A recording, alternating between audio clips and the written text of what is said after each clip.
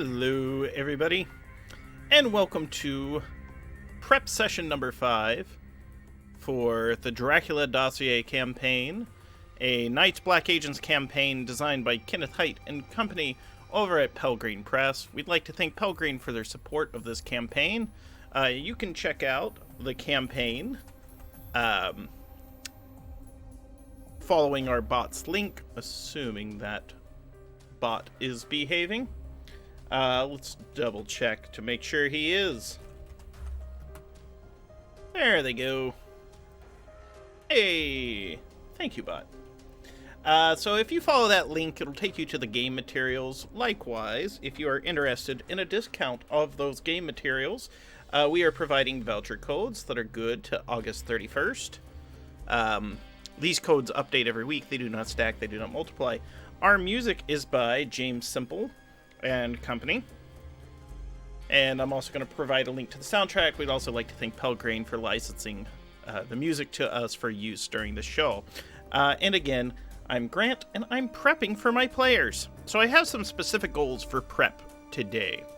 I need to review the Daquan files. Last week we reviewed the Jisoo files. Due to time zone difference and other commitments, Pro Restarter, who plays Daquan in the campaign, could not be here today. But I'm going to review their notes.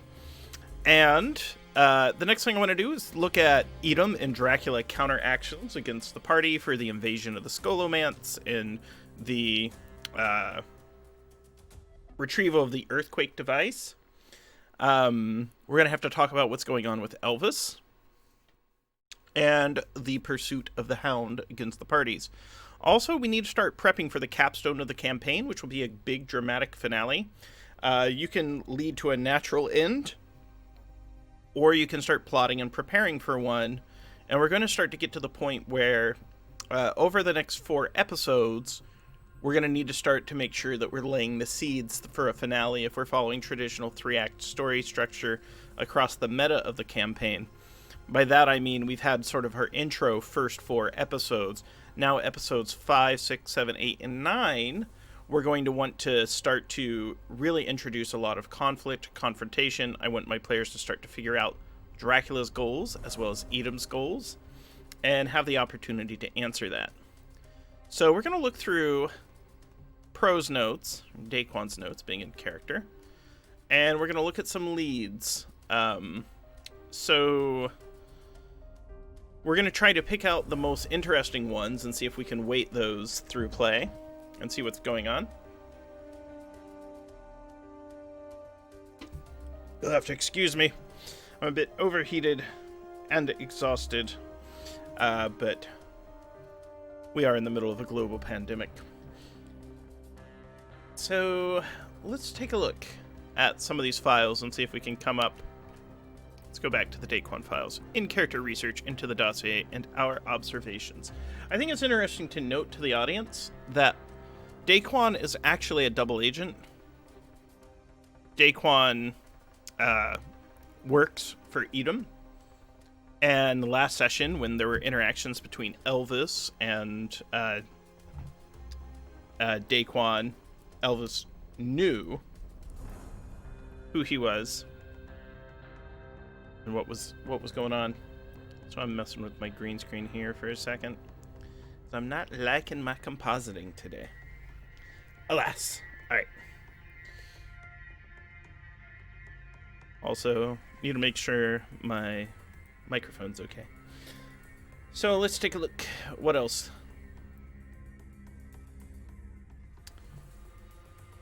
So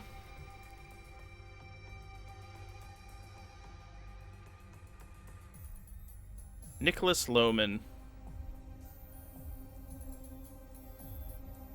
SIS is MI6. He awakens again when Dracula awakens? Yes.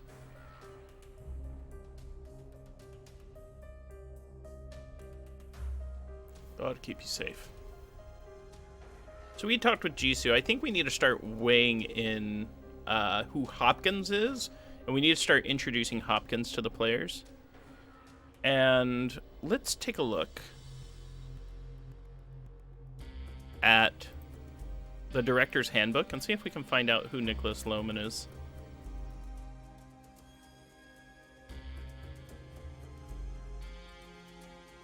Nicholas Loman is a name in here. That's the mole. That's a 1977 person.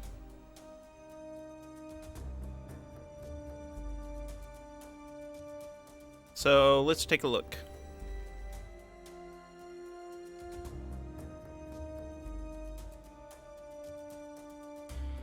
Identify the status of Nicholas Loman.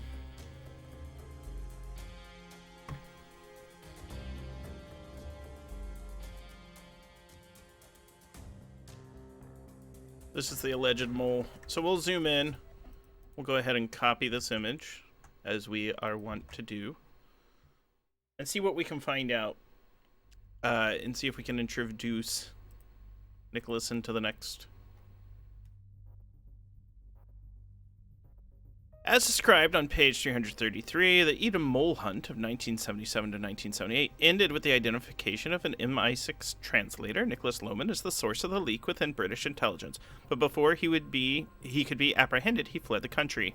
He was killed by Securitate soldiers while trying to cross from Hungary into Romania. Edom's official investigation into the mole ended with Loman's death. Their secret assault against Dracula's stay-behind network may have continued afterward. Cushing, who we talked about last prep session, was convinced that Edom had got the wrong man, and that Loman was either unjustly hounded to his death or a scapegoat for the real mole. His annotations in the Dracula Dossier represent his efforts to unpick Edom's case and find out what really happened. While Loman is officially deceased, the agents may learn more about him by questioning other people involved in the 1977 mole hunt. He's still alive in their memories, and if the Securitate incident was faked, he might be alive or undead in Romania to this day. So this is an NPC who is most likely not alive, but we're going to have some information about people who knew him. We're going to switch up our music.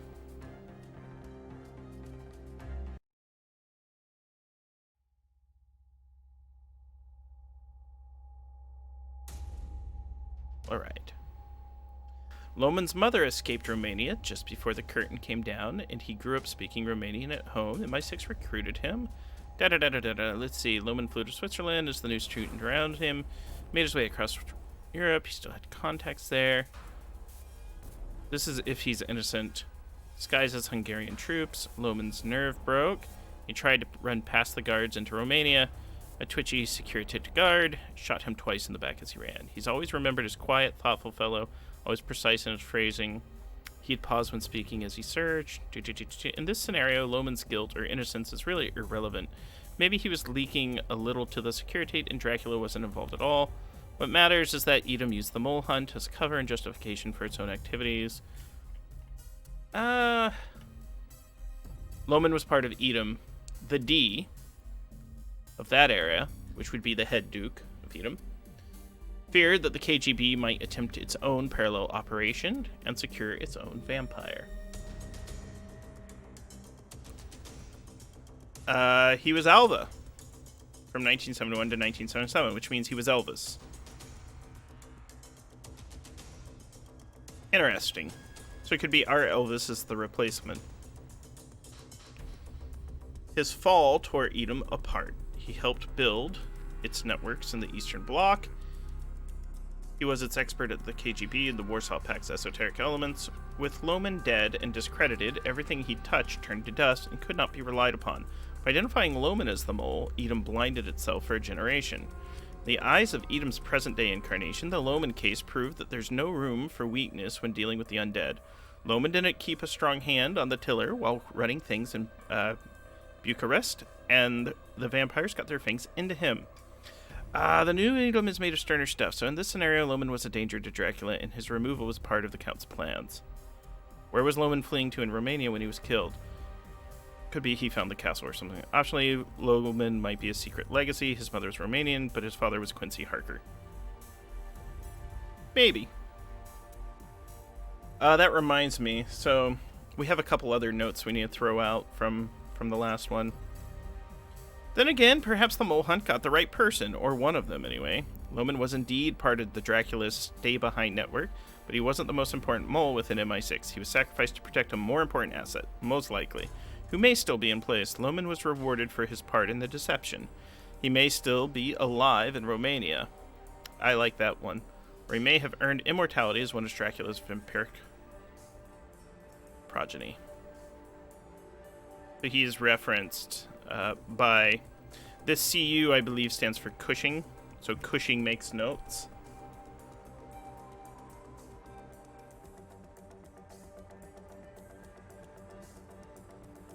So we have to have a decision. The mole is either Edom or Dracula, or was an innocent. I think I lean towards Lohman being part of the Edom.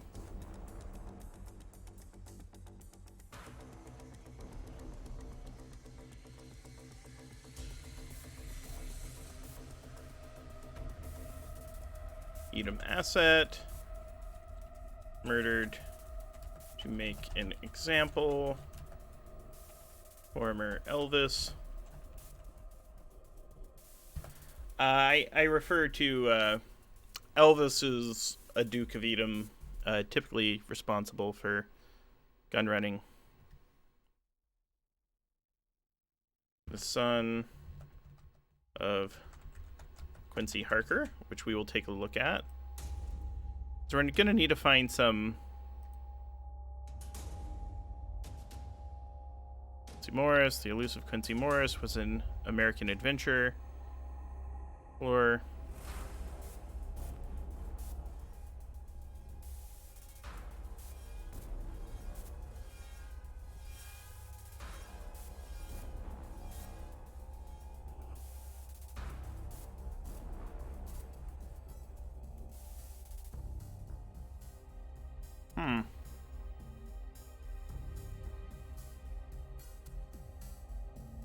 okay. These are different campaign frames.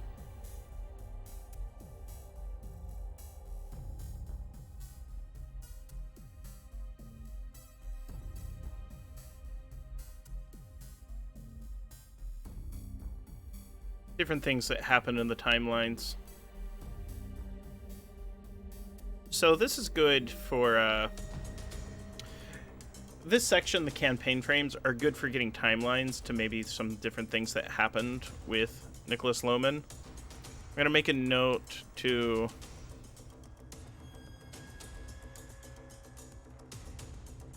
pilfer ideas from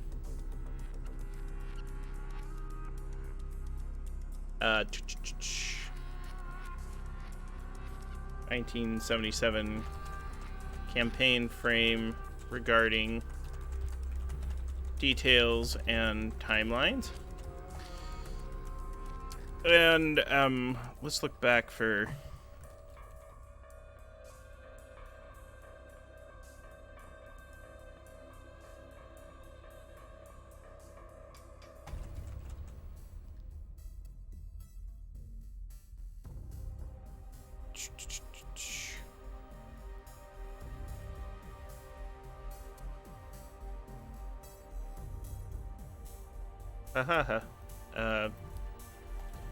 if I look up Lohman, it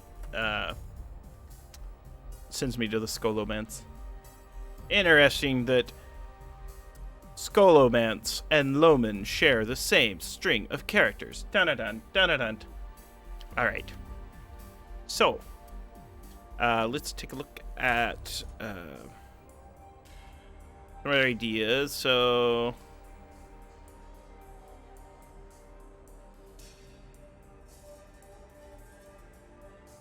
we know that he was responsible in the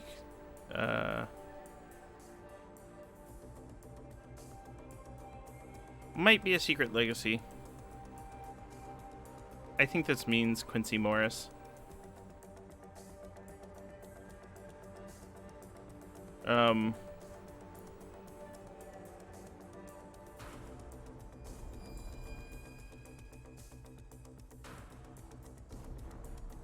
I think Loman may have been a scapegoat. Yeah. I think Legacy.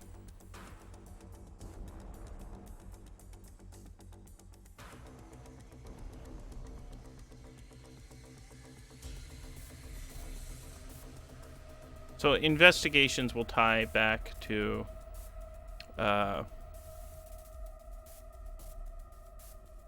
Quincy Morris.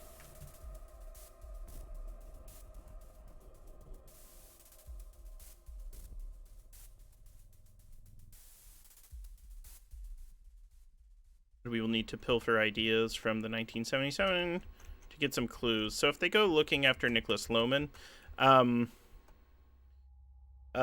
lead-in is the 1970s hacker who is in the vicinity. So the party is starting at a monitoring station for NIEP, the National Institute of Earth Physics. We have a lead-in there from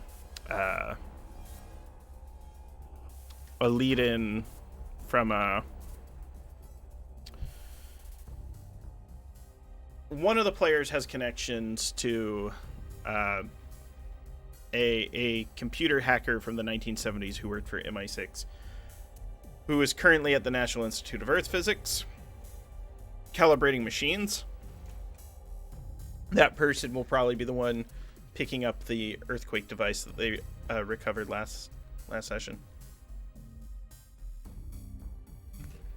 They would have information about Loman.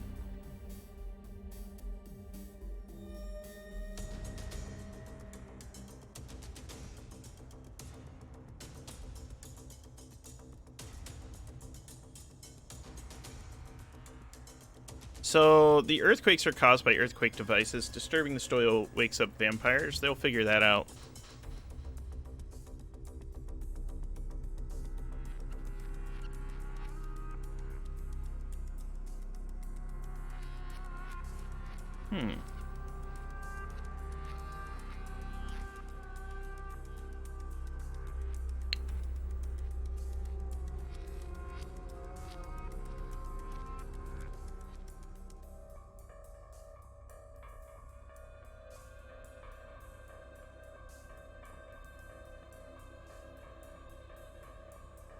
Does Dracula still have a home in London? Most certainly.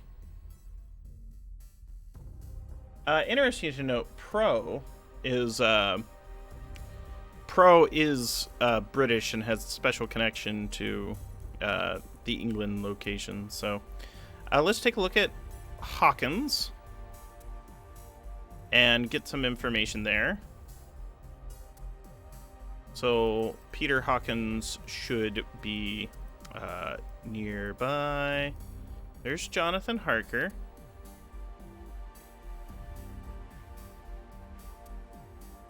Together with Peter Hawkins. Solicitor Peter Hawkins of Exeter took little part in the events of Dracula, but his importance cannot be overstated. He was Jonathan Harker's employer, business partner, and surrogate father, and it was he who sent Harker to Castle Dracula. Hawkins suffered from gout and made it impossible for him to travel. Hawkins died abruptly, leaving his house and business to the Harkers. Oddly, Hawkins, the elder Lord Godalming, Mrs. Westerna, and Lucy Westerna all died at roughly the same time. Hawkins is an excellent candidate for the operations mastermind. Yep, that is exactly what happened.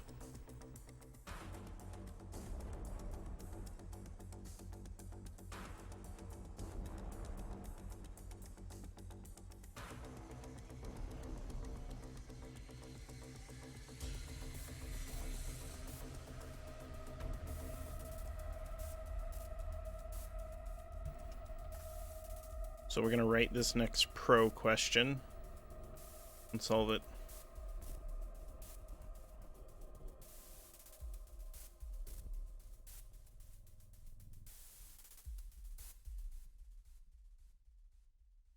Who was Nicholas Loman? I am back at it. So my name is Grant, Grant. Though Graham is also a good name. I am back at it. So, who was Hawkins? We know that Hawkins was a member of Edom. And we'll reduce the size on some of this text just so it's not so wild. Hawkins was definitely Edom. 100%.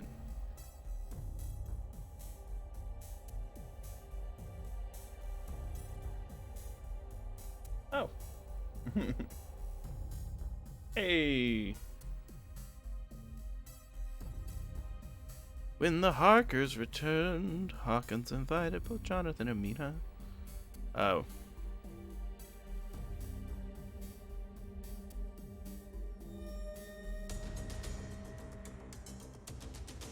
Interesting.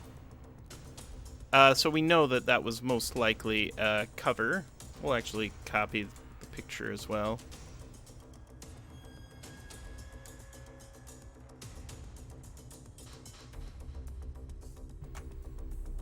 That's Hawkins.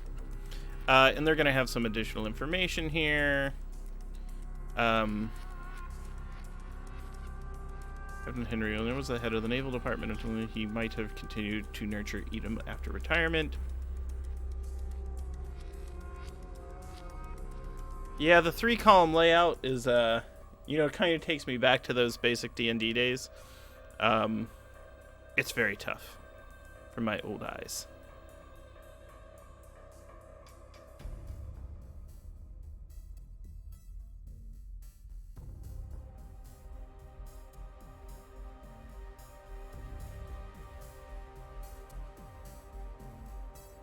Lucy Blythe, Billy Harker,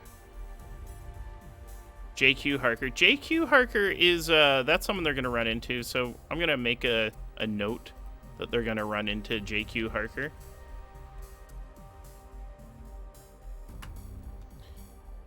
JQ Harker. JQ Harker has a vampire hunting kit on loan to a vampire museum that Sharong and Jess, playing Antal and Jisoo, encountered. The amount of prep I do are these recorded videos, which run about 2 hours long. The general rule is I do as much prep as my players do. So between 1.5 to 2.5 hours. I usually do about 30 minutes extra to just sort of warm up for the session.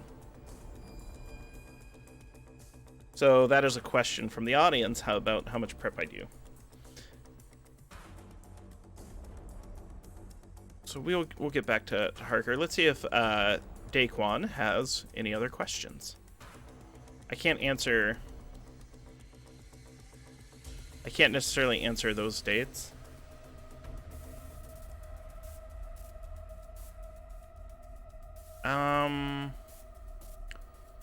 Who's the man in the dead house? So, I need to add a note. So we have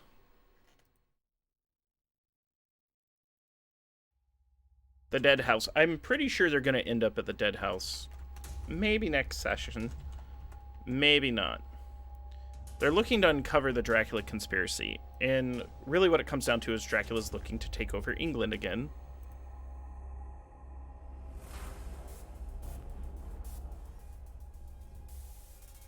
Dead house. Munich dead house. Ta-da! Let's copy this. And bring this up. So essentially, to sort of explain this prep methodology, the players are reading or listening to the novel Dracula. They are going through and they're coming up with questions they want answered. And the questions point to the Dracula's conspiracy. We know that Dracula is attempting to take over England. We know that an organization known as Edom is trying to control Dracula. the players are trying to prevent both things from occurring. They believe Dracula must be stopped, which will build up into a final confrontation. They have played 4 sessions out of 14, and we are building up to that. So let's take a look at the Dead House. And we will switch the music.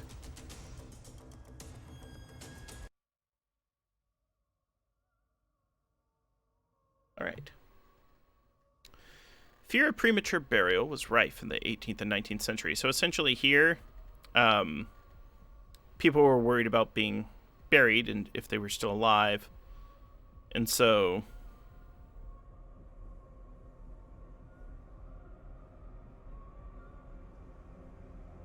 they have these above ground coffins and the like.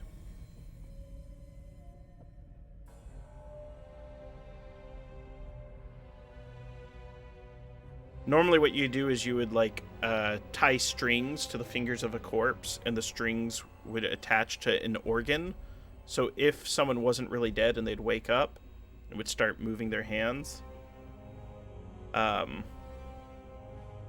it would cause the organ to play, which is really creepy. So let's figure out what's going on here. The building is still a house for the dead now, though in a conventional mortuary.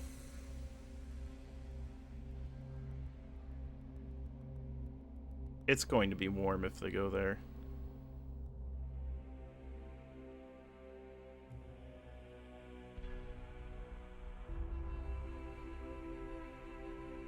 The dead house is most likely an occult divination engine.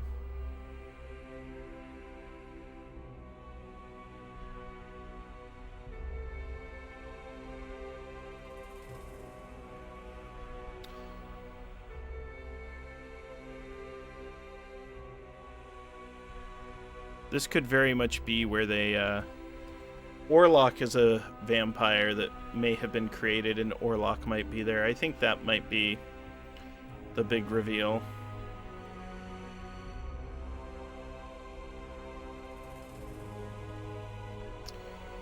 So, we still do need to figure out exactly where Castle Dracula is going to be, and we need to figure out... we should probably look at the Blacklight interrogation facility to figure out what that is.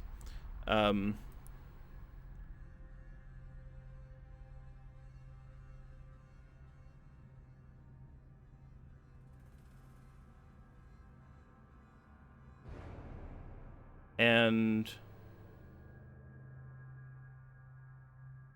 there's most likely a vampire coffin here.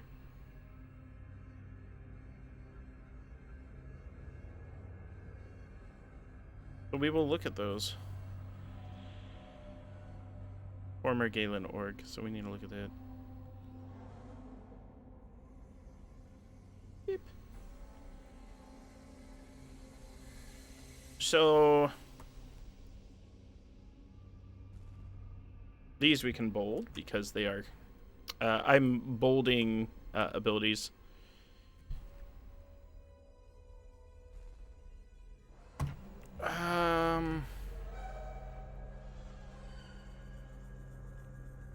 Edom is in control.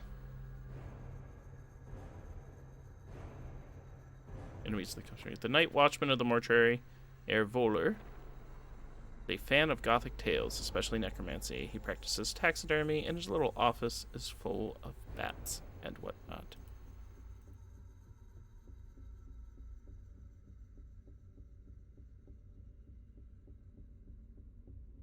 So the idea here is we're going to play a Night Watchman if the players get here. So that is an NPC I'll have to develop. They give some good clues. So sealed coffin, or a vial blood, possibly Orlok. So let's take a look. We've done this before.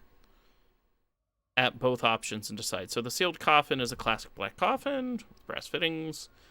History of forensic pathology can tell you that there was a sheath used to bury a body above ground.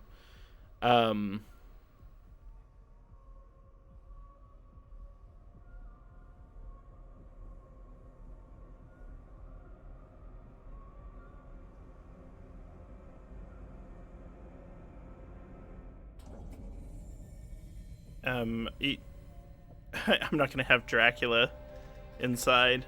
Could happen though. So someone needs to be in. There's gonna be a vampire inside. It can be Lucy Westerna, a bride of Dracula, or another vampiric victim of Dracula. A fed upon child. I think it's going to end up being Orlok. Could be the American vampire. So that would tie to... the American vampire would start to open up CIA storylines, which may be interesting, but we'll see. The thing from the fortified monastery of St. Peter. What is that? So I'm on page 279. Let's remember that.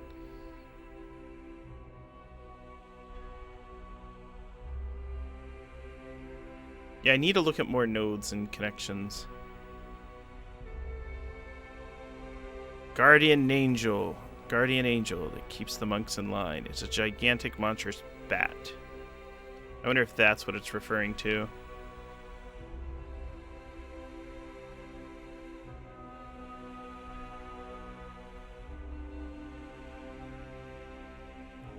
Goodness gracious. Yeah, let's zoom in so you all can see.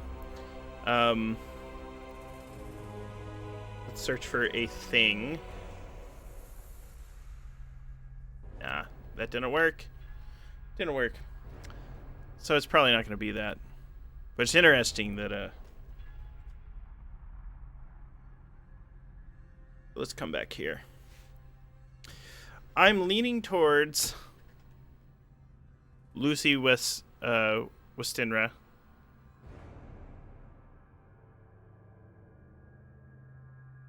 But this isn't in the Kingstead Cemetery, so it's got to be Orlok. I think the American vampire could be interesting. Yeah, I think Edom is keeping Orlok. This is great. Orlok's inside.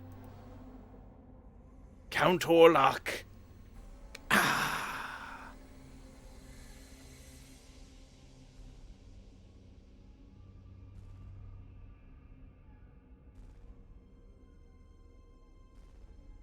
Orlok, placed by Edom, is in the sealed coffin. We'll also check out the vial of blood. Boop. So...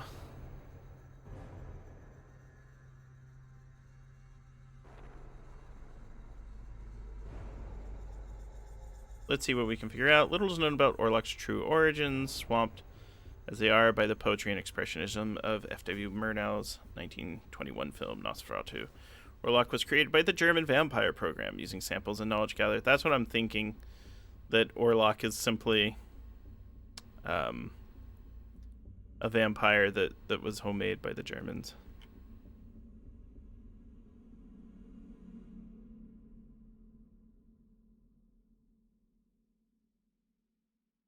The contract Orlok shows the Hawkins stand-in knock in the film is written in Enochian. Murnau learned of the Nosferatu from John Dee's journal, which is page 270. The Barons von Thorn und Taxis, holder of the Habsburg postal monopoly, copied Dee's letters home as an elementary precaution. Murnau found the copy in a bookshop.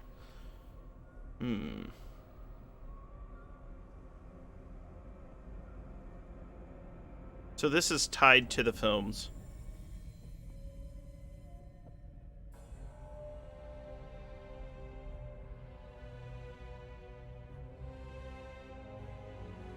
So these are different ways that you can play them. So if Orlok is essentially being used as Edom, so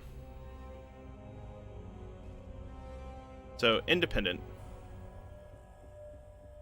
This is the first time I've run Gumshoe. In fact, this will be the 5th session I've ever run of Gumshoe. Typically, we follow Kevin Colt's narrow, wide, narrow approach to running Gumshoe. And we try to align these things with the thriller skeleton provided by the book but yes, this is my first Gumshoe foray. I was invited by one of our players, Sharang Biswas, to run the campaign. I absolutely love it. It is great. I will drop the game book. So we're running Night's Black Agents, which uses the Gumshoe engine. The Gumshoe SRD is available on Pelgrane's site, so if you want to look at the rules. Also, the Harker Extraction, Harker Intrusion, which is a free RPG, has a lot of the rules.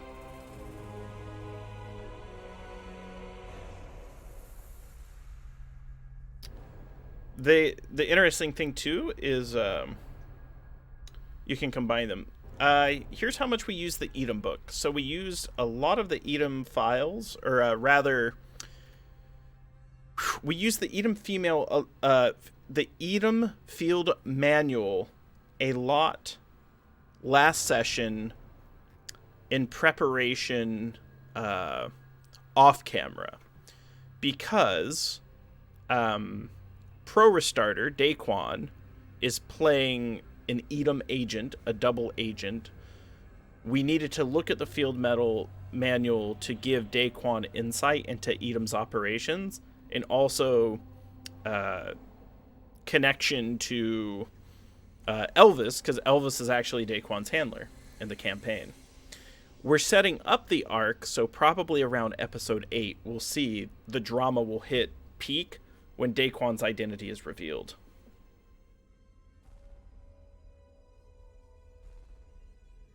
Mostly the Edom operation manual is useful for running an Edom-based campaign, as well as having some handouts that you can provide players that they can uncover should they go to Edom installations and things like that. But alas,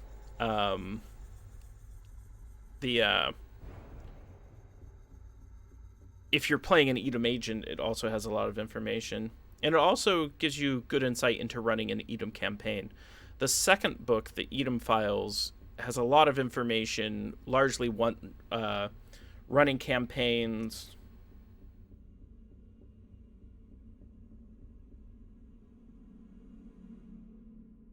Okay.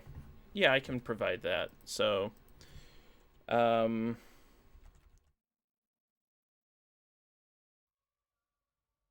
a couple different ones. So, I'm going to drop this in chat. It's a free file available on Pelgrane's website. Gumshoe 101 and Gumshoe 102. That's how to design adventures.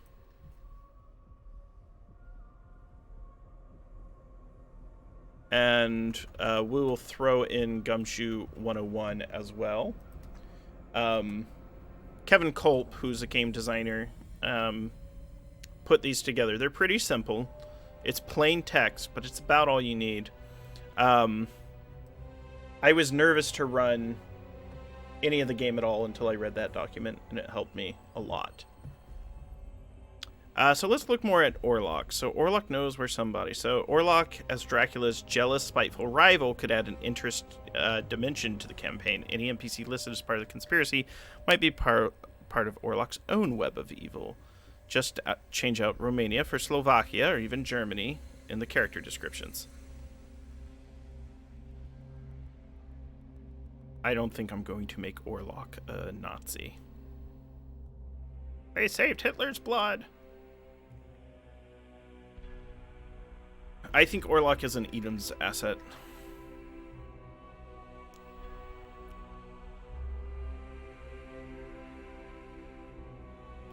Orlok is an Edom asset risk, making Edom's pursuit and recruitment of Dracula pointless unless Dracula created or sired Orlok. That might be the way to go. Orlok is Dracula's child.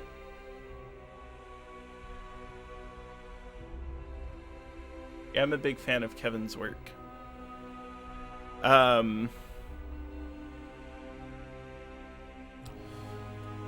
So I'm thinking Orlok was probably built by the Germans.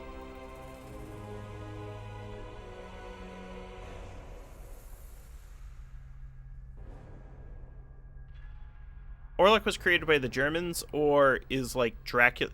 Orlok could be Dracula's son being held by Edom.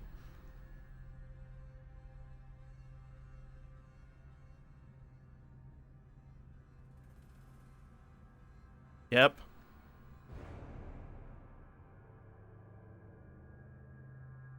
That's what I think. Then Orlok's gonna have some... Orlok is quite powerful, so we're going to snip this. There's a hotkey you can use to do the snip tool, but we're just going to do some quick copying and pasting.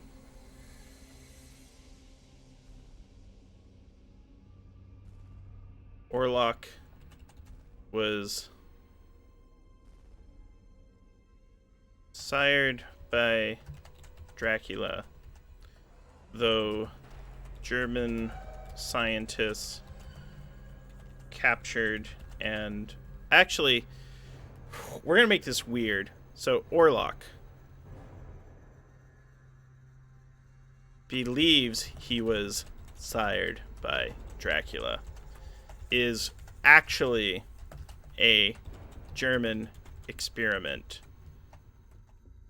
Dracula has mixed feelings. Both denies the bastard, yet feels strange parental feelings for him. This is great. So this isn't great. This is horrible. This is some Grand Ellis bullshit right here. So Orlok believes, because his memories, he was engineered by the German vampire program. Something Dracula would deny is possible. You cannot take the damnable power from within me and manifest it through a creation and abomination of your own. Audio, Sean P. Kelly. And then, but then Dracula's gonna be like, no, the child is mine. But Edom has control of this damnable fool. Damnable fool.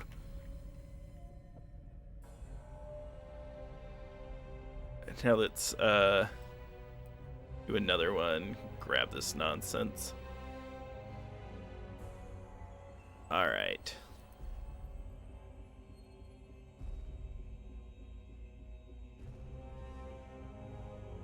Feeling pretty good about that now.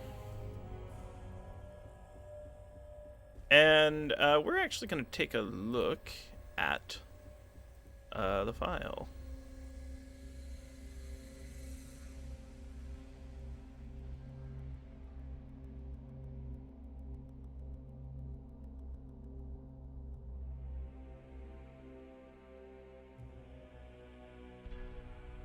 I think I got that reference right.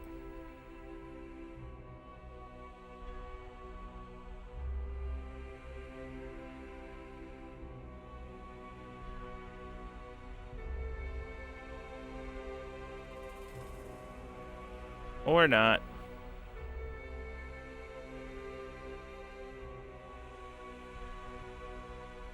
Let's go through these.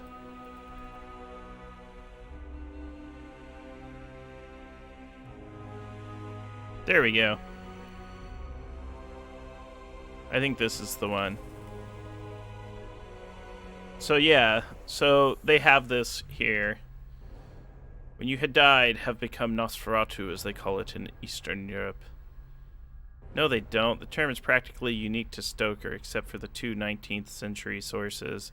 Neither Romanian, reporting from Sibiu, which is close to where the players are now.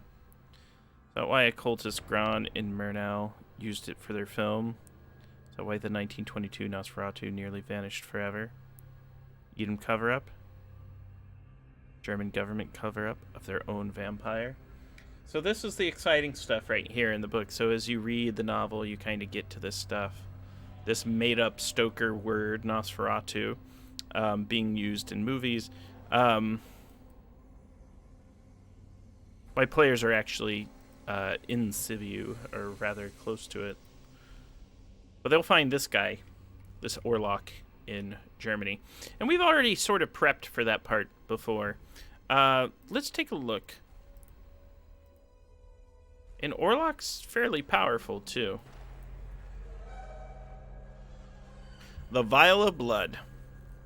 Solid mahogany box, 25 centimeters tall, 38 centimeters long, and 15 centimeters deep. The heavy lockable lid. Inside are 3 padded receptacles for glass bottles or jars. Handwritten labels.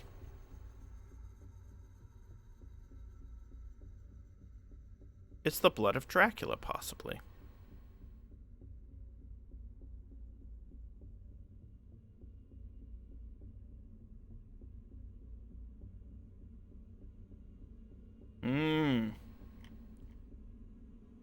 Very terrifying stuff. So I don't think that's going to be... I don't think that'll necessarily resonate with my players as much.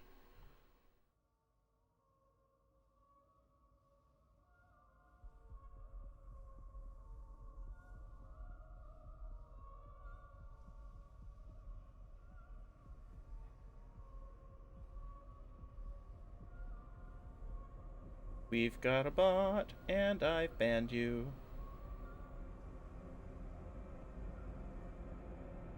We'll work that in later. And so Orlok might be able to provide some clues out. Orlok might be a fight or an ally. It could go either way. I like the idea of an ally. Reunite me with father! So let's look at some more of Daquan's notes.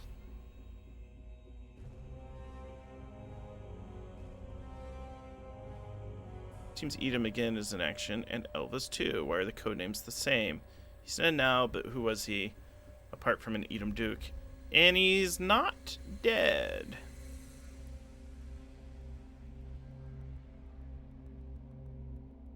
Still the closest town to the castle.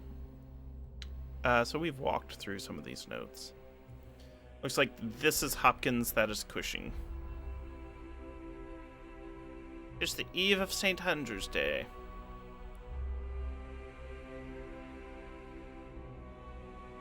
This is tied to rituals.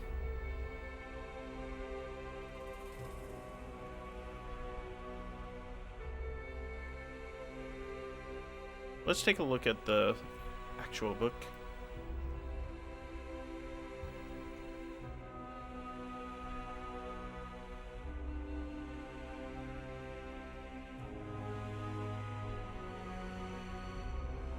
Jonathan Harker's journal.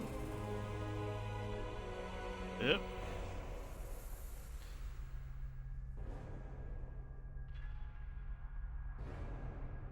I don't know who wrote that. I don't recognize that writing.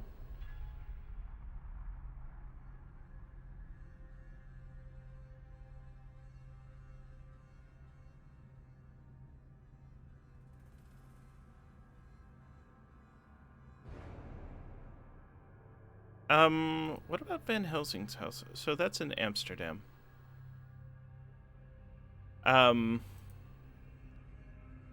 Let's check some more of Daquan's notes. Power influencing weather is well established.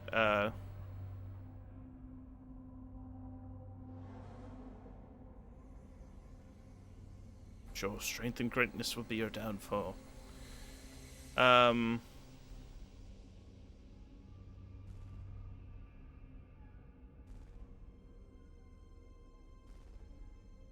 Yeah, there is weather control. DH95 Flamingo. Let's take a look.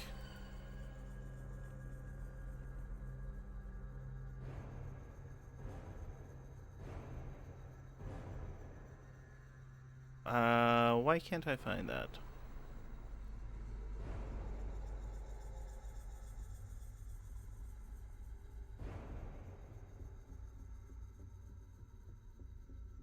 Let's switch up our music.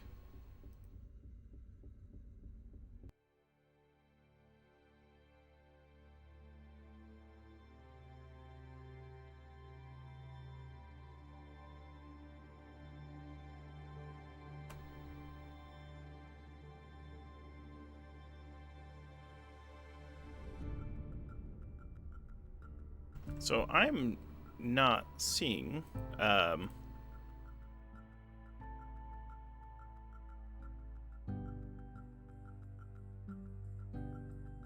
We're in the Carpathians. This is probably 1940s. That's probably where that's from. Let's check. Come here and take a look. Let's open a recent file. Let's open Edom Field Manual. Let's see if Flamingo is in here. It is not. Then let's open a recent file because I'm not finding.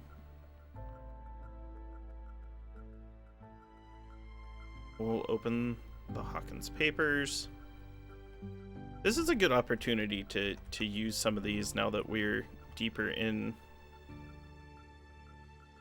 some of these letters and things of these nature. The Loman surveillance memo.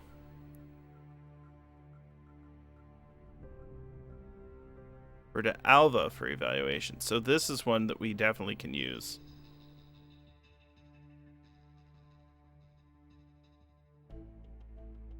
Oh, this is going to be fun.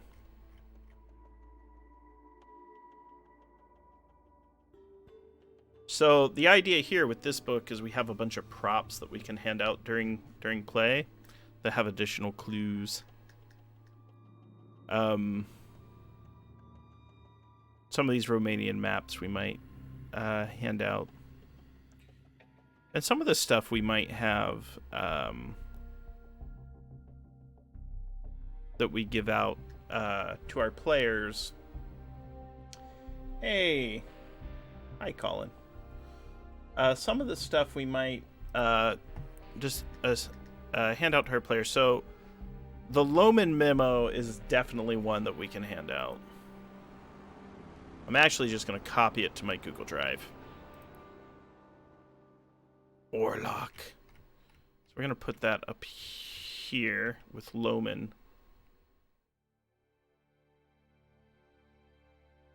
Boom. Subject 121 is a translator, a junior analyst in the Romania section of SIS. He's 32 years old, unmarried. He's of Romanian ancestry. His mother left Romania in 1946. His father is unknown. We know his father is Quincy Morris.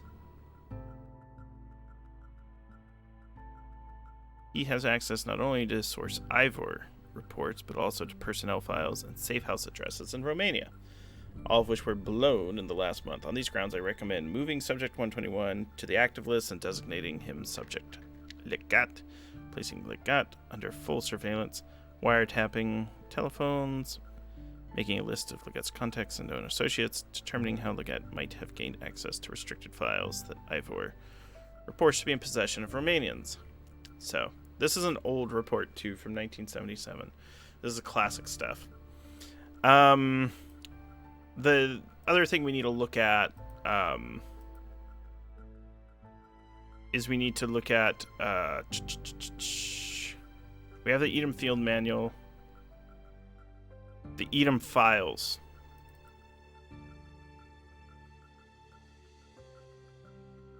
And you can notice how we're starting to get proficiency of moving through these books. When we started this campaign, it was a lot. It was a lot to take in. So I feel like we're going to see a lot of 1970s information.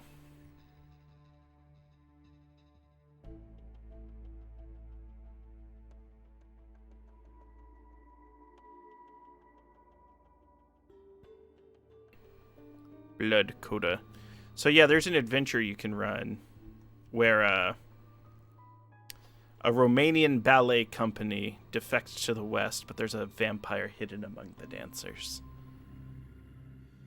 These are standalone one-shot adventures, but they provide flashbacks through Edom's history, which provide a lot of good information to the players.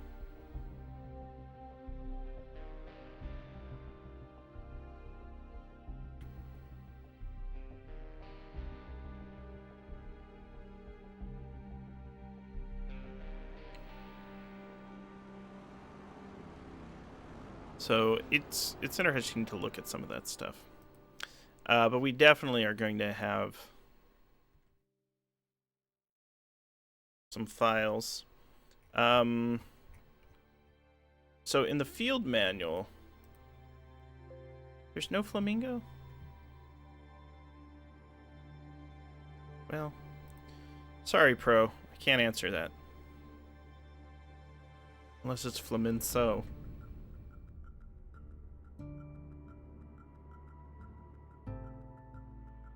It might be a code name. It happens. That's it. So we've gone through some of Pro's notes. So we're going to introduce Loman. And the idea of pursuing after Loman, who Loman was, which will tie us to the legacy of Quincy Morris, as well as the idea of what an Elvis is, or an Alva. Alva and Elvis are the same thing. We're going to look at the 1977 timeline.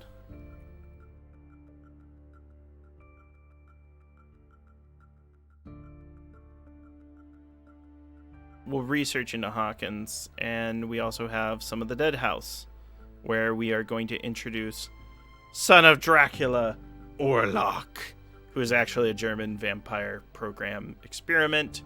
Edom currently has control of it. They're using Orlok as leverage.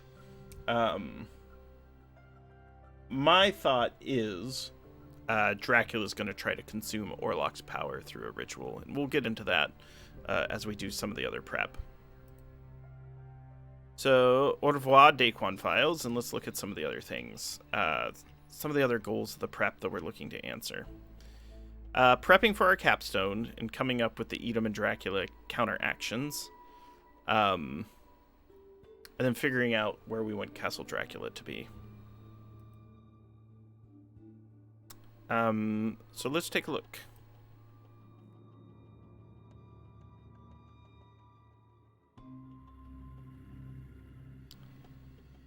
Dracula.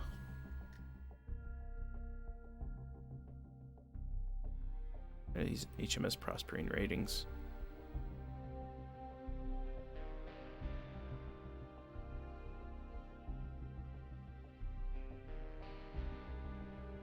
Okay. So first things first. Let's start talking about our capstone.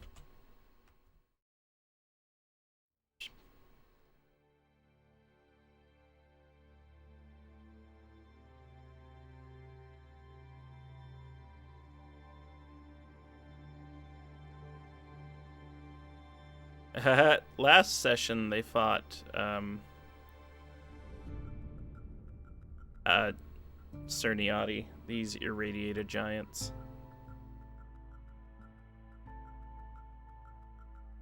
Solmoxus. There is a Solomonari that they encountered that they did not do much. So here's what the capstone. The capstone is an optional ending for the campaign. This isn't happening anytime soon, but we want to start positioning for it. So we want to build to a big finale. And since we are past the first third of our campaign, I figure during the second third we can start positioning for it. That way it doesn't come out of nowhere. Each capstone has a number of entry vectors. And you can use other Director's Handbook leads to point to it. And we're going to try to organically make this happen. NPCs will usually set up a series of final events or challenges. And then we figure out what the opposition forces are going to be. And then it's all customizable like everything else. So I don't think we're going to get into Zalmoxis Rising. Like, we're not going to have a godlike divine being return to the planet.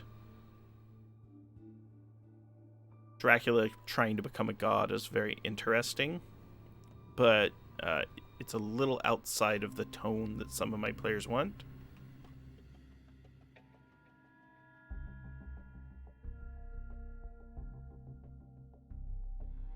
The next capstone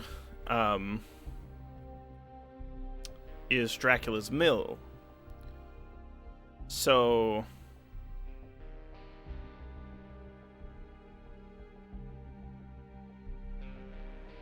let's read what this entry says and see how it works. Currently, this one is a strong candidate. There's two that I think are a strong candidate. The first being Dracula's Mill, and the second being Dracula's Tomb. In modern-day Romania, many glacial lakes dot the landscape in the area of the Carpathians. These lakes, in concert with the high elevation, in fact, you can combine both Dracula's Mill and Dracula's Tomb. These lakes, in concert with the high elevation of the mountains, provide many impressive waterfalls. No fewer than 3 of these waterfalls, each bearing a slightly different name, are translated into English as Dracula's Mill. 2 of these falls, as ethereal and magnificent as they are, hold no supernatural ties.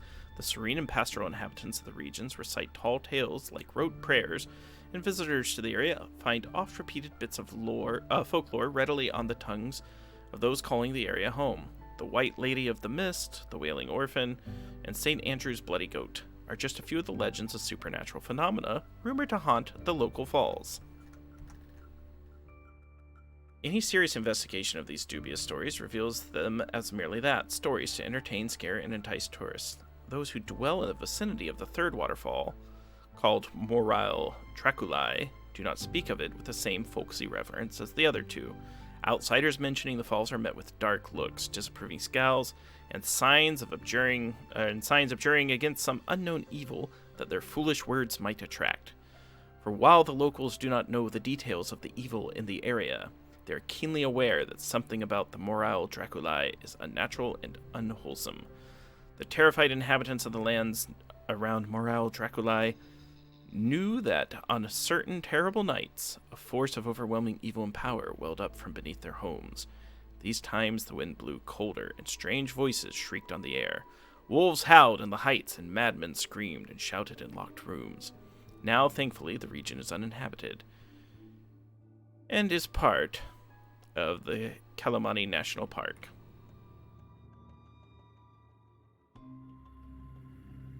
So this feels like this is the eye of the psychic whirlpool of the Carpathians, a vortex of telluric power, and Dracula's last redoubt.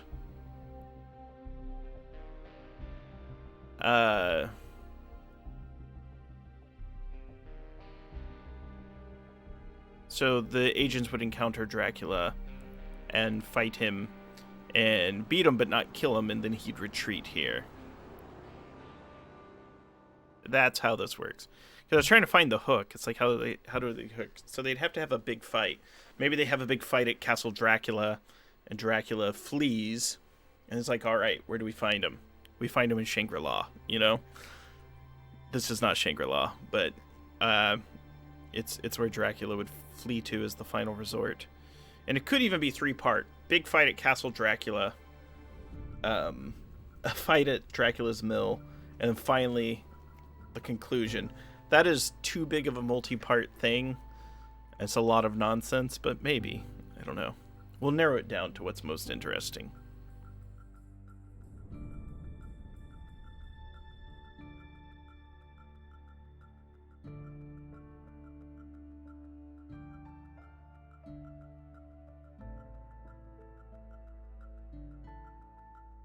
So yeah, if they hurt him and, you know, he'd leave a line of death.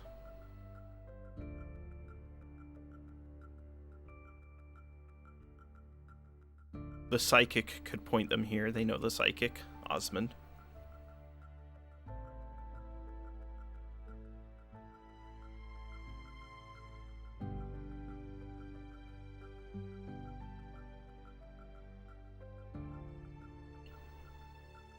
And then Dracula would have his ultimate sanctum here.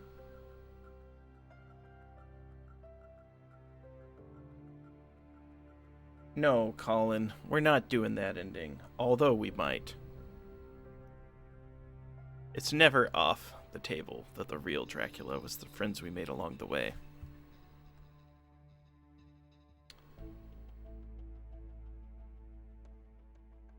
So this looks like a big, terrifying showdown that it leads up to.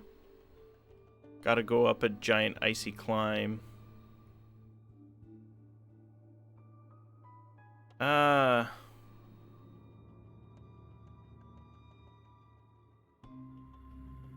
This is pretty dramatic if they have to get through all of this.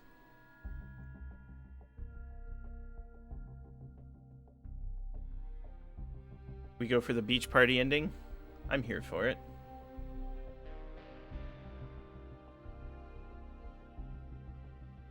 So, horrible elements. This is like a dramatic mountain wilderness ending, which may... Plummeting water, the eye of the whirlpool. This is... I refer to this as the dungeon delving ending. That's not exactly what it is, but yeah, it's going to be a big dramatic thing. We're not going to do Russian roulette. I'm not interested in that ending.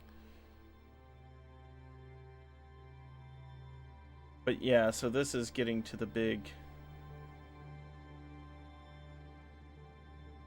So this is like the Cold War conflict, the Russian ending. With our beautiful Russian deputy press secretary. A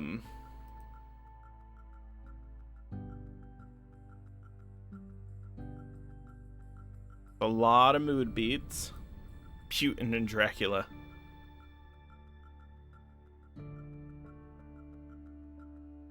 The Tomb of Dracula is a pretty good one. Dracula needing to be reborn. The premise of this capstone is simple. The campaign ends at Dracula's tomb. Why? For dramatic or poetic effect. Essentially, that said, the director should also plant a narrative reason justifying the climactic location. She should plant it deep enough that its emergence around level 5 of the Conspirator story map seems legitimate. Nobody wants a hasty, premature ending, especially if it means the unprepared and unblooded agents won't have a chance to win.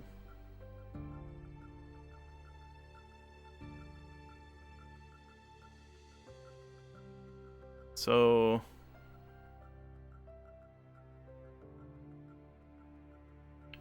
column parchment.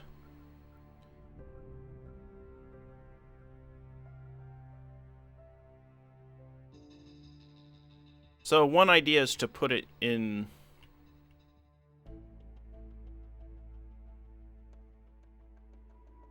Yeah, they have interesting things. Essentially, they're trying to stop his rebirth. And there's a lot going on here.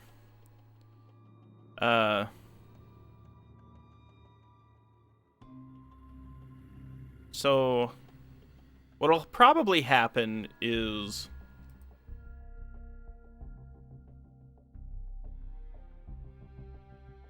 And we're gonna swap these around.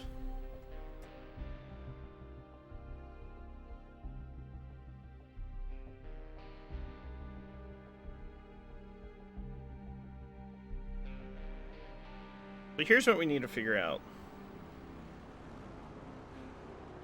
Conspirator and Castle Dracula. My players are going to need leads to Castle Dracula.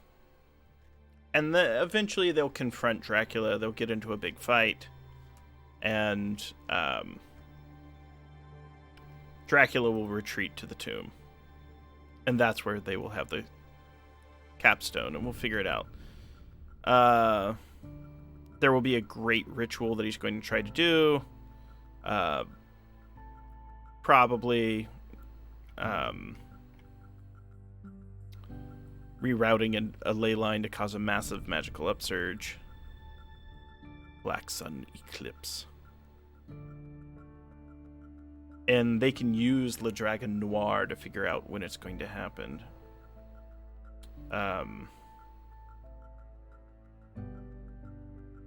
There would need to be signs that point towards this.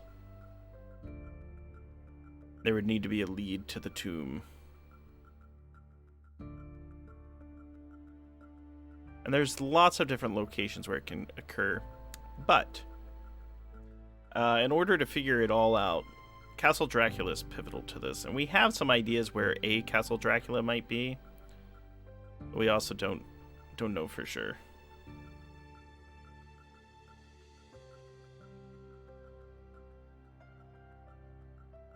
They have many other... We could make it Dracula's Mill.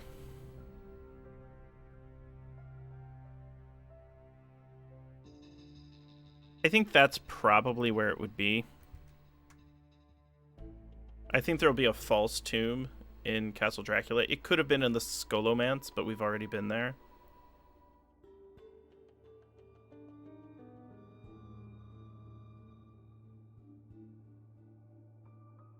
Now, here's the thing about that, Colin, in chat, because those watching this on YouTube won't see.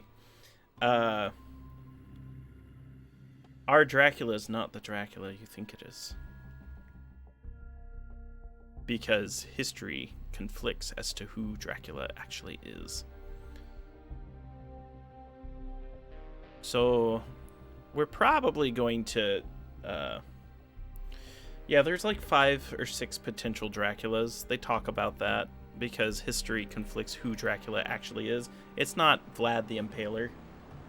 Vlad the Impaler is not even Romanian. You know, it's like, come on now. Get with the program.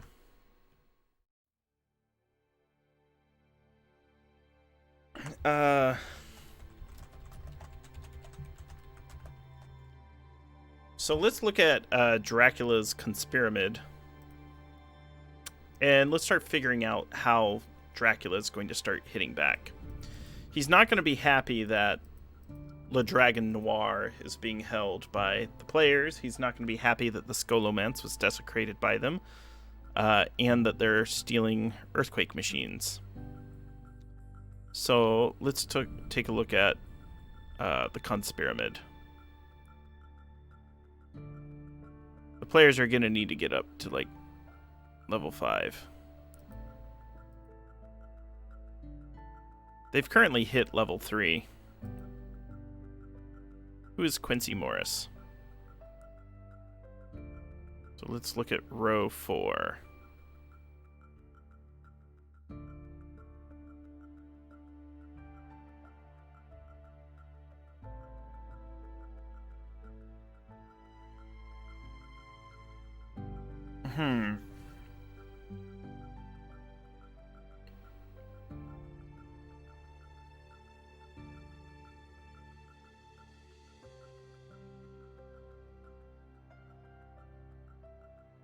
So Dracula's probably going to be coming back to Romania. It's probably in England.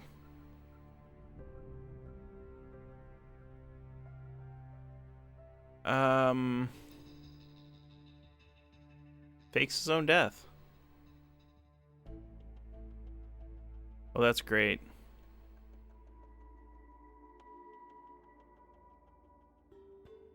This looks like the Vam Pyramid as opposed to... Yeah, I don't want to look at the Vam Pyramid. I want to look at the Conspiramid.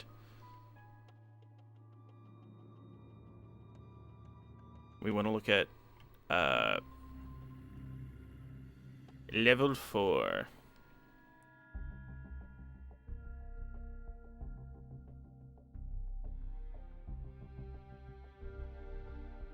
Quincy Morris is tied to Loman.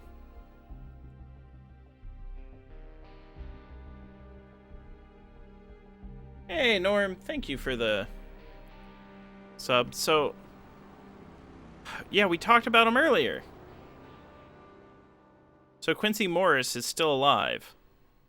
Quincy Morris is also the father of Loman, Nicholas Loman, who is the mole. Holy moly. Sorry, this is going to get weird. So, we have this up here. Was the legacy of Quincy Morris, but if you look at the Conspiramid, Quincy is still alive.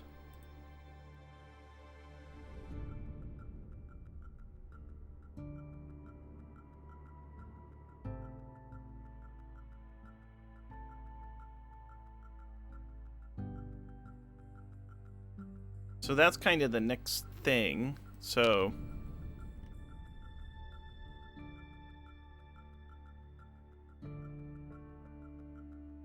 yeah.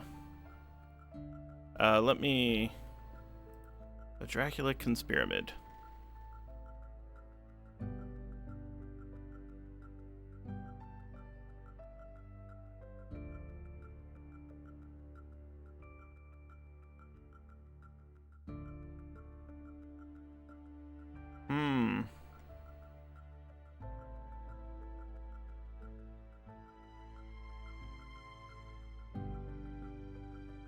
Interesting.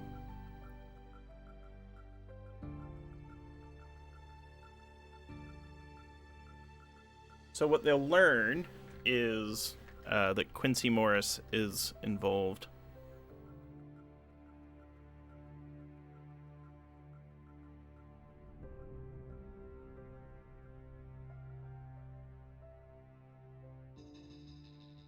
And it's all just a sketch. So interesting how this note works out. So our players have gone from the gangs in Morocco to Bistrita to dealing with the Ruvari Gigani. Quincy Morris is who they'll find next. However, there's going to be now sort of some counter action. So we need to start... as we look at our thriller skeleton, we need to cool down, counter-strike, leads to Morris. So we need to take a little bit of the heat off of them, because they were getting beat up by irradiated rock giants last session. Lead to Morris.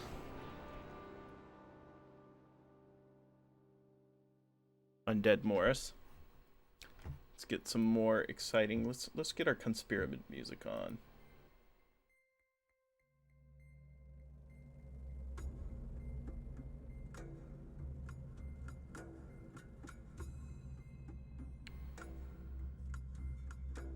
Let's add cooldown, NIEP, outpost, connections, 1970s, computer hacker.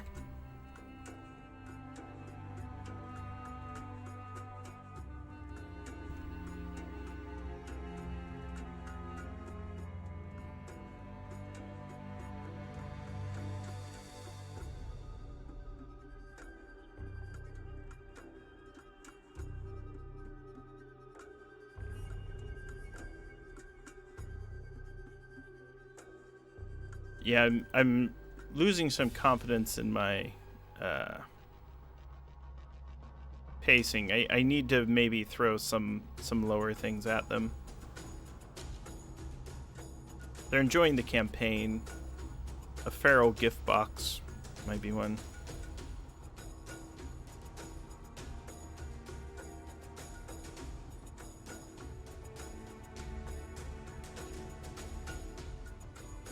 Dracula's already turned soulless.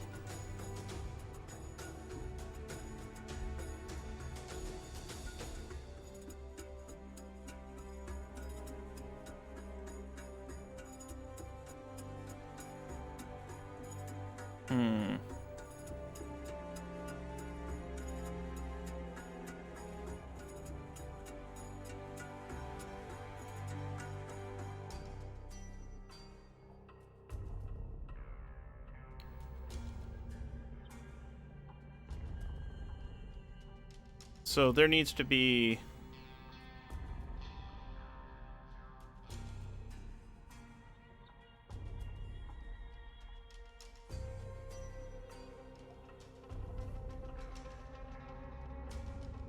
So we can think about how we build on this.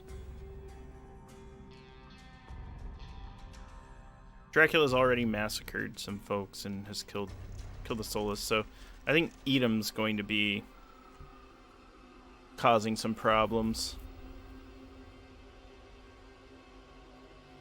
They'll probably take the earthquake device they just recovered for them and, like, use it on one of their families or something.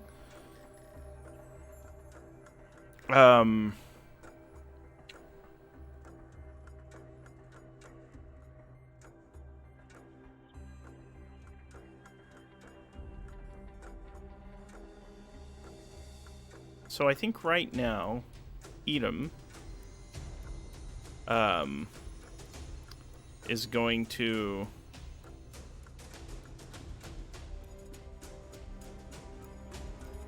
we need to send people one way or another, possibly to the Kingstead Cemetery.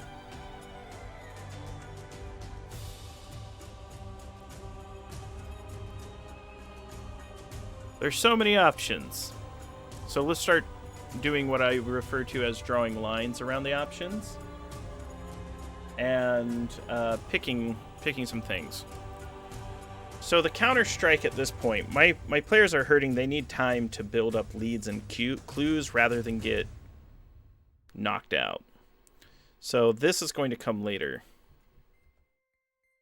Points to fight with Dracula, where he fakes death and retreats to castle. We can actually delay some. The castle may still be Castle Braun. And there will be a tomb there, and the tomb will point elsewhere. So, an NIEP outpost. Let's take a look at our hacker.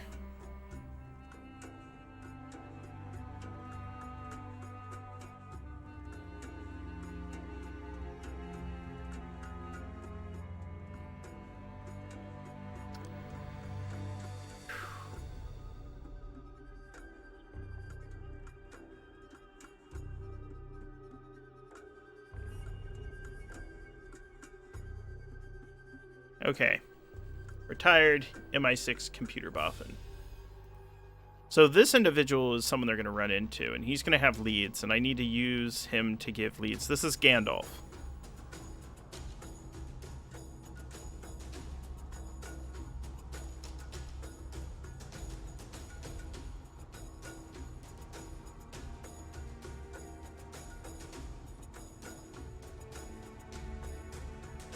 And he's currently working for Edom. So he's got a weapon shop. He might even try to convince the players to get out of here. So he's going to be useful for a connection to Cushing. So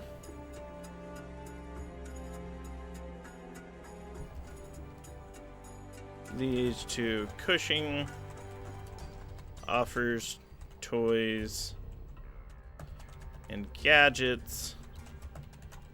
Actually, eat them, but sympathetic.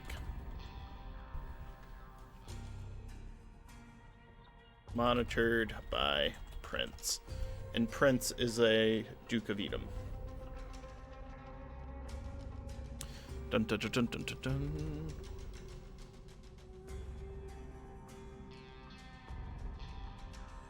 All right. Let me add the page annotation 99.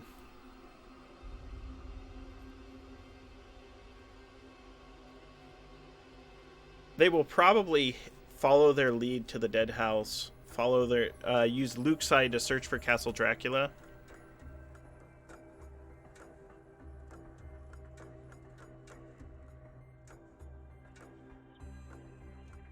That's potential.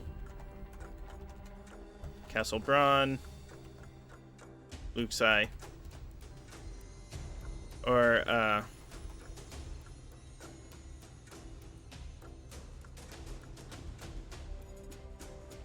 so, this is going to lead to Cushing, England. The dead house, where they can run into Orlok. Or Castle Braun.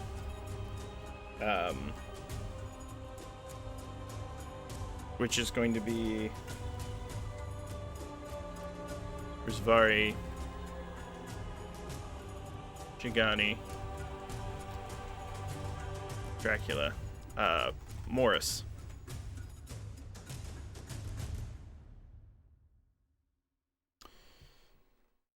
So they're either going to climb up the conspiracy pyramid, or they're going to move adjacently and find other parts of it. As we look at session 4 prep,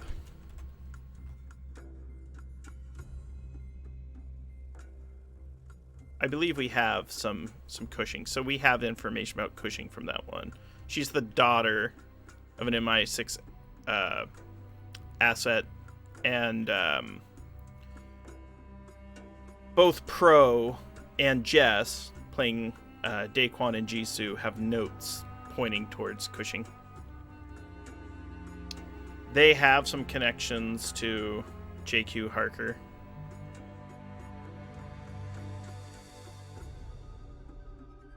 So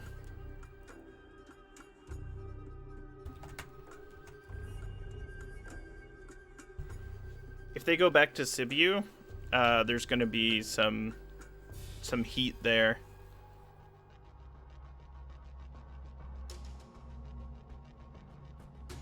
Gandalf can tie back to the seismologist. The volcanologist was played by Jess, so the Dracula cult will be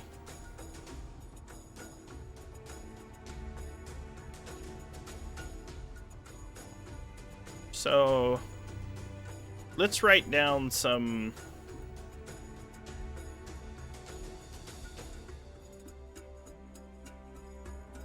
opposition, just so we can have it. So we can... Dracula cult, Yuzvari, Gigani, werewolves,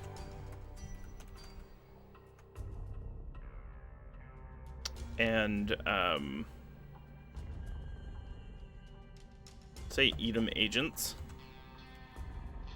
And then helps, they have MI6 hacker, Cushing's daughter, Warlock, and B&D.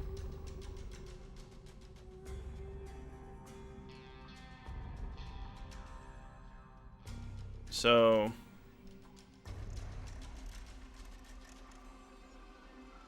let's double check Cushing. Or rather,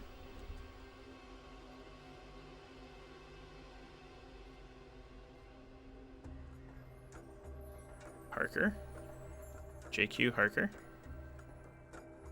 And so there's other people that might be, so Alan Nervous, JQ Harker, Jasper Quincy, though everyone calls him JQ, he's ex-military, great grandson of Mina and Jonathan Harker. Used to work for Edom, but was severely injured. I think that's what we decided. Oh, or he has the supernatural wife that is controlling him, which could be interesting.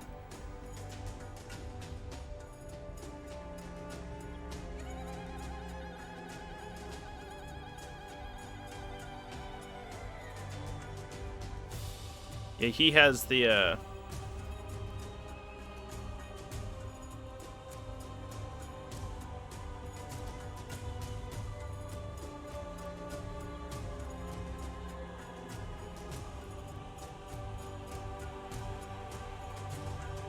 So, yeah, his wife would still be there.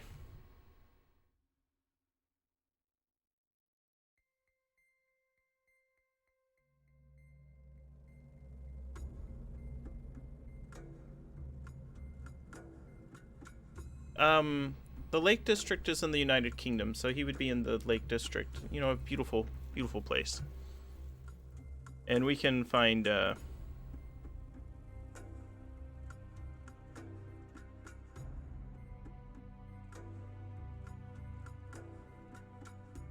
D&D. Alright. So I'm actually feeling pretty good about the prep. We got to the bottom of some more things. So we know they'll probably end up at the dead house. We know that as they ask questions about Loman, they can get answers about Loman from the computer boffin, because they knew each other. They'll find out that he was the son of Quincy Morris. Quincy Morris is still alive. Quincy Morris is working for Dracula. If my players decide to go to Sibiu, they're going to have to face the Dracula cult, because they're close to the Scholomance. If they attempt to go back into the Scholomance, there's Cerniati there. They can read Le Dragon Noir in the Scholomance, so there's reasons to do that. We need to show some increased pressure on England. Something needs to happen. There needs to be protests or something. But I think that's where we're going to do our prep today. There's a lot here, a lot to unpack. One way I wanted to handle this was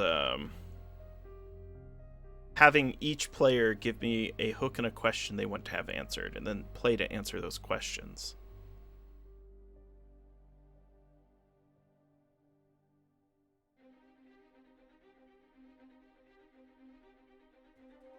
So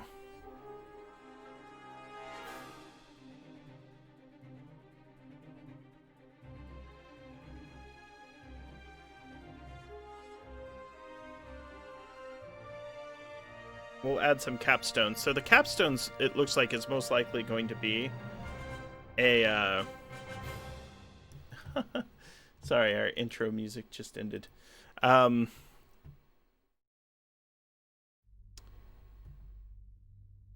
Our capstone's going to be a combination of Dracula's tomb and Dracula's mill. There's probably going to be a big fight at Castle Dracula. Dracula's going to flee across Romania, end up at this mystical waterfall. The players are going to have to mount it. They're going to have to face all of his bad guys and then kill him at his tomb. And there's going to be these big rituals he's trying to do, like summon the black sun to burn the earth, reduce all to ash and to feed him. Some sort of horrible thing, or absorb all the power of all the vampires in the world.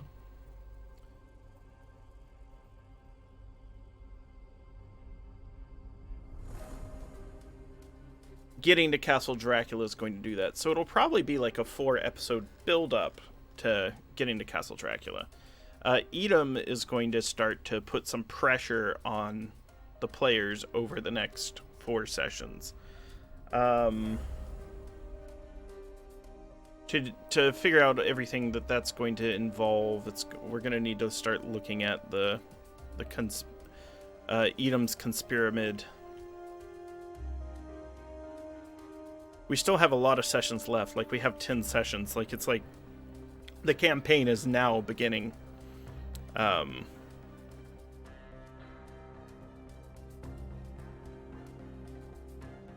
So the CIA has a location there. That'll probably come up. The CIA is probably going to get introduced as an enemy.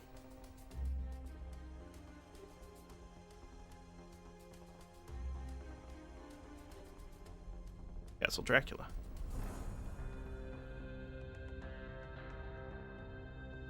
So we need to start adding some opposition.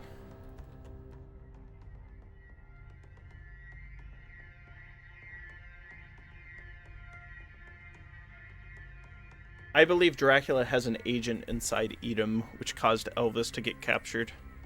That's a question we can have answered. Probably the Hound. I hope they get a meat Orlock.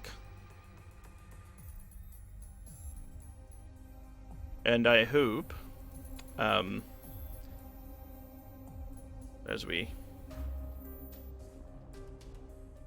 So I want to see the Edom's Conspiramid. So this is actually more like what they're doing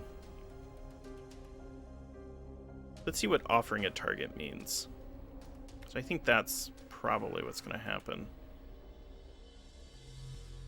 Offers intelligence on a key node. They have Le Dragon Noir. Dracula's Bank.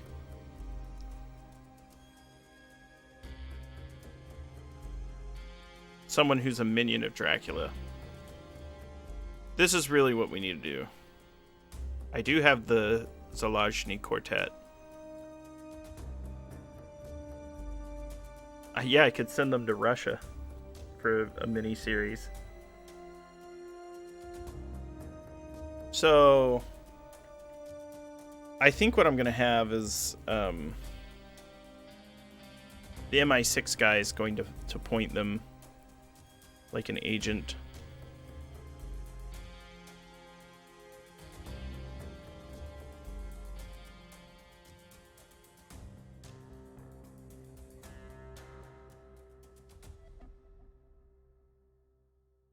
I think they're going to make her a target. I think what they're going to do is they're going to send... They're going to send the party to the CIA site.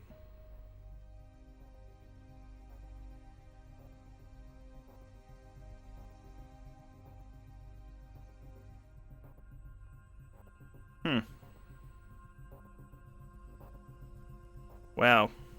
Yeah, she's terrifying. This agent. But yeah, that's sort of what we need to look at. So I think Edom will offer a conspiracy target.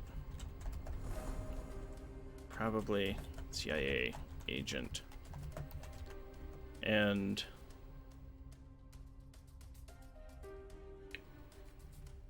yeah, and you see the CIA's there.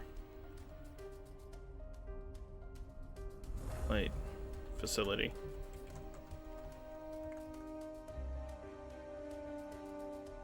And we could end up with, you know, like an assassination mission. Killing one of Dracula's top agents. That's one way to pick a big fight. So what might happen is they'll offer that and let the group know that in a few months she'll be there. You know, travel around, then come back. So the map looks something like this.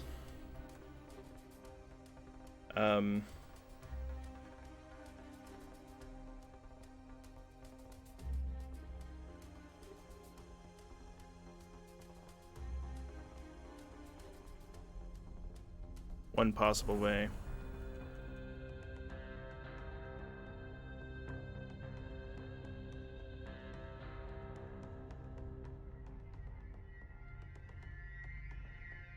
Okay.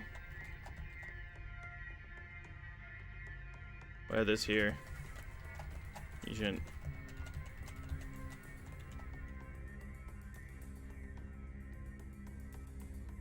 Edom's gonna send them to go assassinate. So that's our loose prep for the day. There's a lot, and you know, it's very player driven and it's improvisational. So a quick to-do, so we're gonna make a checklist as we come out of this, is ask the players which leads they feel strongest about. Have an NPC deliver a prop and a clue in that direction. Have Edom and Dracula retaliate based on their actions. And then let's have that's interesting, my green screen's falling. It's fine. I'm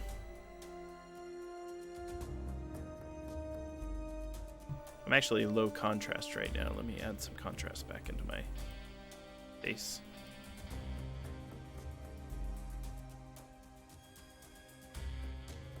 reduce some of that color intensity, because I'm not that pink.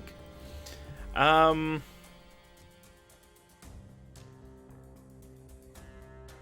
Edom and Dracula retaliate based on their actions. Then, play the scenes they choose. If they go to the dead house, we know they're going to have to talk their way in. They're going to have to use investigative skills. They're going to uncover a vampire in a coffin. If they go to the Blacklight interrogation facility, they're going to have a fight against CIA agents. And after getting their butts kicked by a variety of giants, they might not be so keen to fight. There's other things they'd get out of that facility. They would have a lot of information as to how Dracula's working. And they could follow old leads. They could go back to Sibiu, and then they're going to have to deal with the Dracula cult. They'll get introduced to the Solomonari, and they could read Le Dragon Noir and learn a bunch of powerful magic. But it's really going to be up to them what they do. I really appreciate Pro, who plays Daquan, sending me some notes. Hopefully we can answer some of those. The book is long, though, so a lot of the clues they're looking at are very early in the book. As they get to some of the later clues, it'll send them around. Let's double-check the Director's Handbook again. Come back to our pyramid.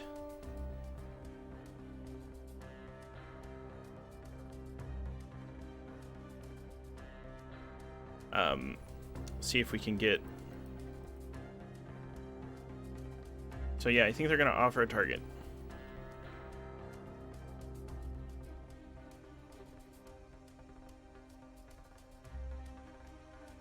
And I think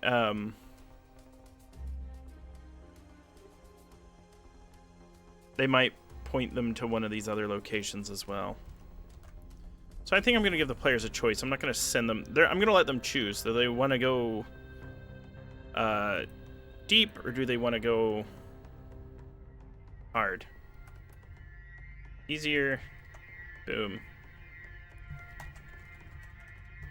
Harder. Castle Dracula. Blacklight facility. And then I have to let them choose. Do they want to go hard after Edom, or do they want to go the other way?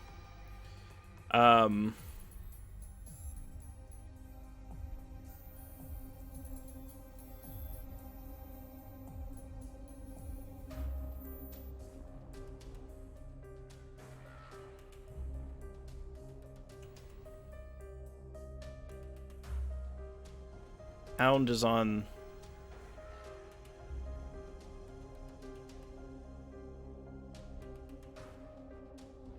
Targeted Earthquake. The MI5 Deputy.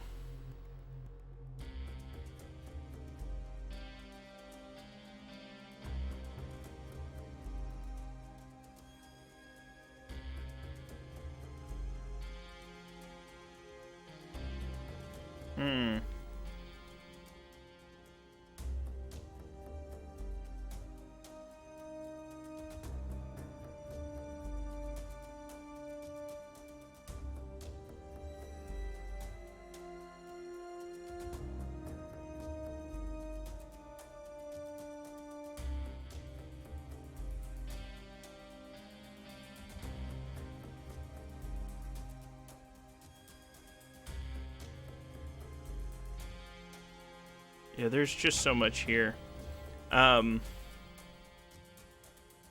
Eventually, as they climb up that Edom pyramid, they will get the location of Dracula's castle. Possibly from the head of Edom. They're going to try to turn an agent into a vampire. Goodness gracious.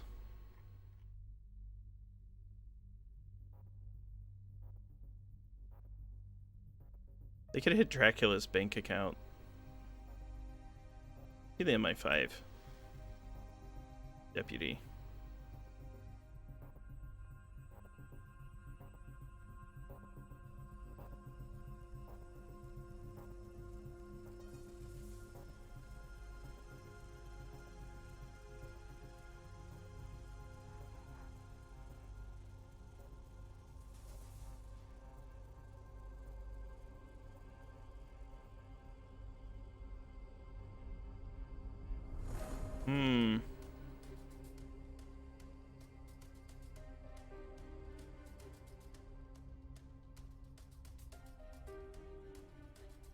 Yeah, there's some interesting things there going on with the MI5.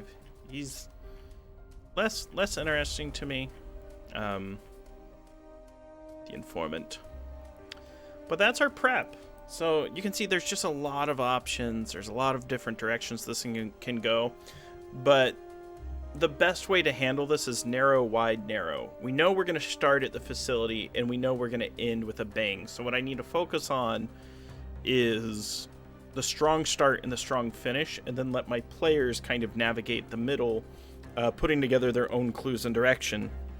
And if they get stuck, I can feed them more information. They have allies, and they have a lot of information that they've already obtained. So, as always, thank you, Pelgrane Press, for the resources. We are playing the Dracula Dossier. It is a highly improvisational campaign for Night's Black Agents. Night's Black Agents is a vampire spy thriller game by Pelgrane Press, powered by the Gumshoe system, designed by Kenneth Heitz. Also, likewise, the music provided for this stream is Dustin Mears. A lot of music by James Simple, who does the intro theme for this game series that we are playing. Our cast members are Pro Restarter, Lily, Jess, and Sharung. I am Grant Ellis. I'm the producer of WebDM's Twitch channel, and I am the director of the Dracula Dossier campaign, sponsored by Pelgrane. So thank you all so much for watching. If you're watching this on YouTube, you can catch us live on Twitch Thursdays at 6 p.m. Eastern. We are prepping for Session 5, and I hope to see you on Saturday at 5 p.m. Eastern here on twitch.tv/webdm or YouTube WebDM Plays. Goodbye.